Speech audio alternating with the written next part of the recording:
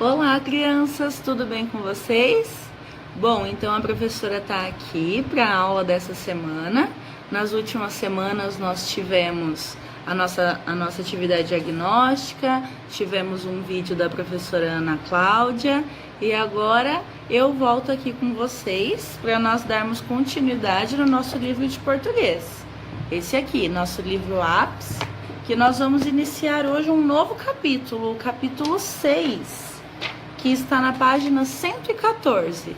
Vamos lá então? Já peguem o livro, já abram para ir acompanhando junto com a professora. Então, aqui nas páginas 114 e 115, nós temos a abertura desta nova unidade. Unidade 6, poema. Então, vamos observar aqui as imagens, né? As crianças montando palavras com as letras móveis. Observe a cena. Do que será que as crianças estão brincando? Você já brincou assim? Converse com os colegas. Então, nós podemos observar nas imagens as crianças brincando com as letras móveis, que eu tenho certeza que vocês já fizeram muitas vezes em sala de aula, né? No começo do ano nós já fizemos. Nas atividades da apostilinha, durante a pandemia, tinham também atividades com letras móveis, que são tão bacanas para ajudar a gente, a aprender a ler e escrever, a formar as palavrinhas.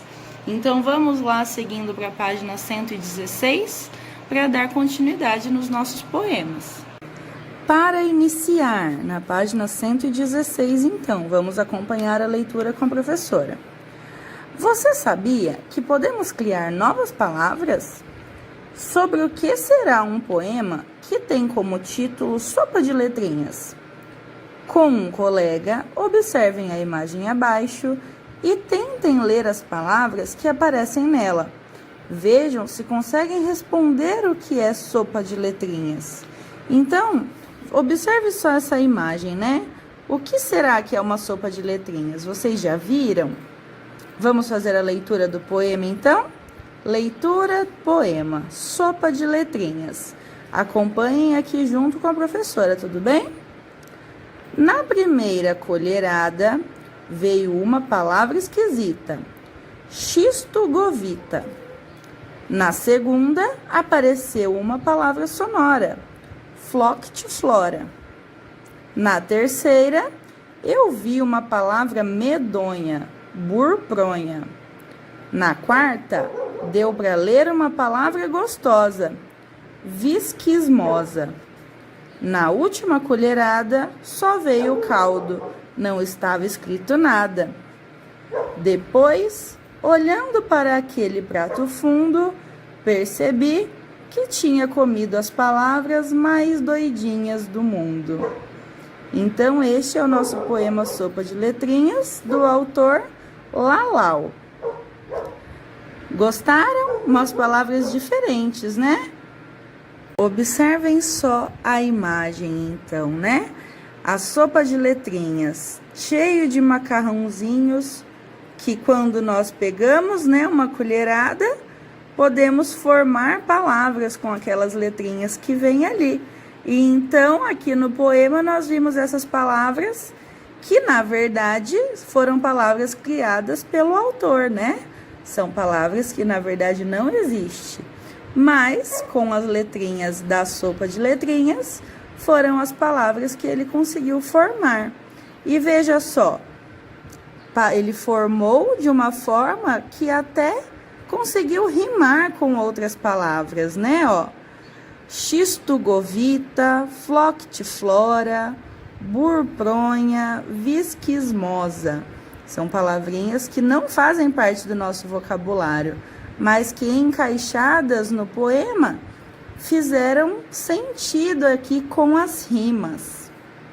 Vamos lá para a próxima página, página 117. Sobre o autor. Lalau é poeta, já publicou vários livros, sempre em parceria com a ilustradora e artista plástica Laura Beatriz. Ele cria os versos e as rimas, e ela os transforma em imagens.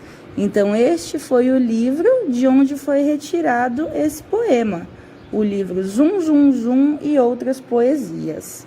Certo? Vamos lá para a interpretação deste poema, então? Interpretação do texto. Atividade oral e escrita. Com a ajuda da professora, leiam juntos o poema com bastante expressividade e pronunciando bem as palavras. Então, nós já fizemos a leitura juntos. Então, agora vocês podem pausar o vídeo e tentar fazer a leitura sozinhos, tudo bem? E então, vocês podem gravar um áudio e mandar para a professora a leitura do poema.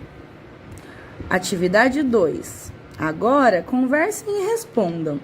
Por que o poema recebeu o título Sopa de Letrinhas?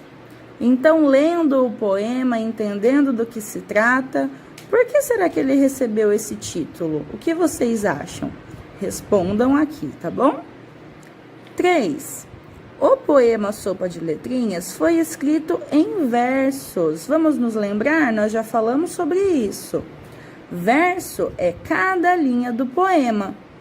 E cada conjunto de versos recebe o nome de estrofe.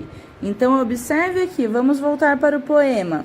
Olha só, cada uma das linhas é um verso e um conjunto de versos forma uma estrofe.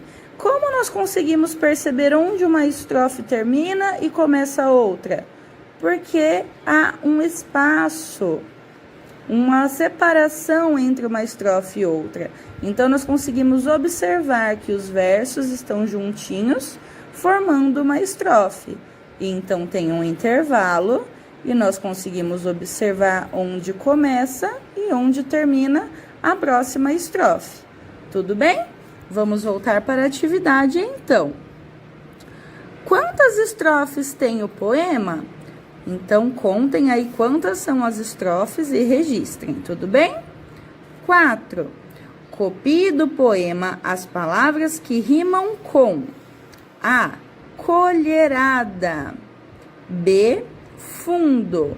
Então, vão lá no poema, encontrem a palavra colherada e veja qual palavra está rimando com ela. E a palavra fundo e veja qual palavra está rimando com ela. Lembrando que para as palavras rimarem, elas precisam ter a mesma terminação. Terminar com as mesmas letras e com o mesmo som. Assim, nós conseguimos perceber que as palavras rimam. Assim como, por exemplo, o João rima com o feijão. Assim como, por exemplo, o pastel rima com o mel. Tudo bem?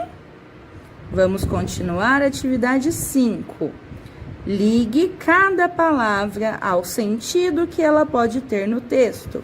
Então, nós temos aqui a palavra medonha, esquisita e sonora. E do outro lado, significados de cada uma dessas palavras, para que vocês possam ligar. Medonha, o que será que significa?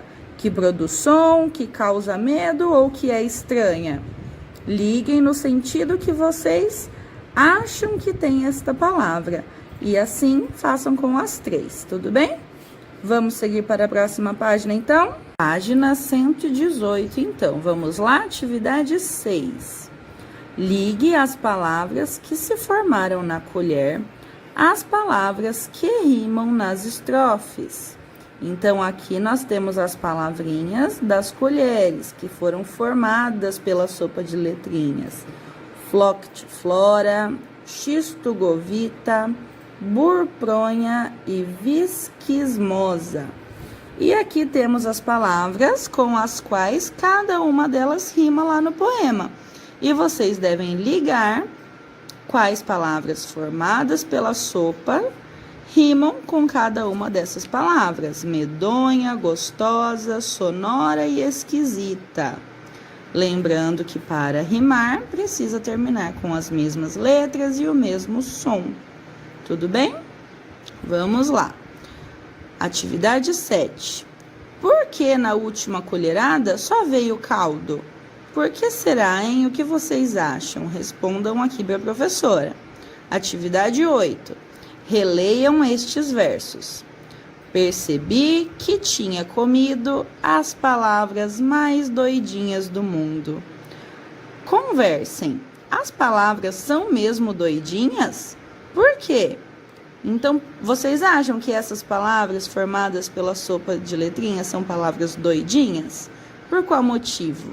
Mandem um áudio para a professora contando o que vocês acham, tudo bem? Vamos lá, atividade 9.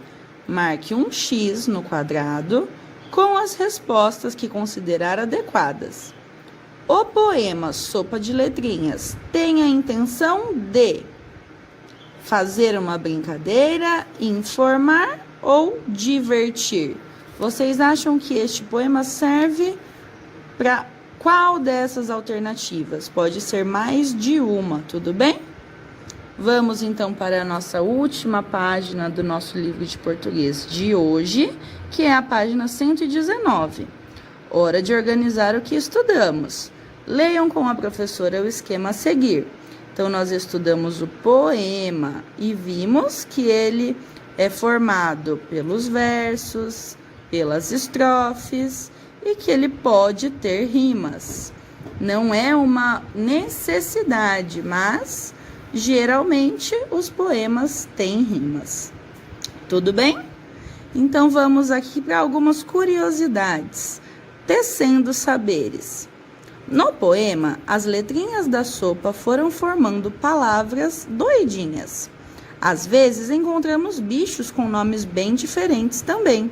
Veja alguns exemplos. Então, vamos lá. Temos aqui 2 animaizinhos com nomes bem diferentes, mas que são de verdade, não foram formados pela sopa de letrinha. Então, esse aqui é o lêmure aie aie. Este lêmure, de pelos negros e olhos esbugalhados, vive em árvores da floresta de Madagascar e tem hábitos noturnos. O aie-aie possui um dedo maior que os demais, que é usado para caçar larvas nos buracos das árvores. Então, veja só esse animalzinho, que diferente, né? E temos outros aqui, ó. Outro, salamandra axolotil, com um nome que significa monstro aquático. A salamandra axolotil não se desenvolve na fase de larva. Por isso, ela não adquire características terrestres e vive sempre no ambiente aquático. Então, olha só a salamandra axolotil, que diferente, não é mesmo? Então, vamos ver aqui qual a questão a seguir. Será que só os nomes é que são estranhos? O que você achou das imagens desses bichos? Por quê? Você já conhecia alguns desses animais? Então, respondam aí para a professora sobre esses animaizinhos tão diferentes, tudo bem? Se vocês acharam, o que vocês acharam das imagens dele, por qual motivo e se você já conhecia algum dos dois, tudo bem? Então, a nossa atividade de português desta semana é essa. Iniciamos a unidade 6 poemas e na semana que vem nós vamos dar continuidade a ela. Então, é importante que vocês façam, para não ficar com atividades atrasadas depois, tudo bem? Então, um beijinho, façam a atividade de português e logo em seguida tem também o vídeo de matemática, tá bom? Um beijo, fiquem com Deus!